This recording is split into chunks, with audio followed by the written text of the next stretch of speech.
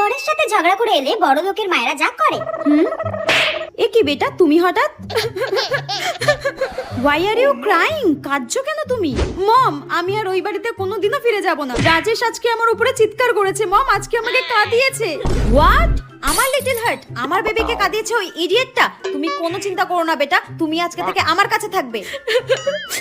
তুমি যখন একবার আমার কাছে চলে এসেছো তখন আমি ওই বাড়িতে আর তোমাকে ফেরত যেতে দেব না। তোমার আমি আবার বিয়ে দেবো, রাজপ্রাসাদে বিয়ে দেবো, তোমাকে রানীর মতো করে রাখবো। আমি কোনোদিন ভাবতে পারিনি মম ও আমার উপরে কথা বলবে, আমার সঙ্গে জোরে কথা বলবে।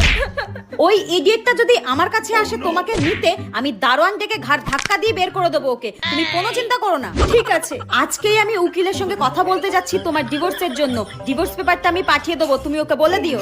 ওকে মম, থ্যাংক ইউ। তুমি একদম কোনো টেনশন করো না, তুমি চিল করো, পার্টি করো, কোনো রকম কোনো টেনশন করতে হবে না, ঠিক আছে? ওকে মম, দেখাচ্ছি মজা ওকে, আমার উপরে কথা বলা।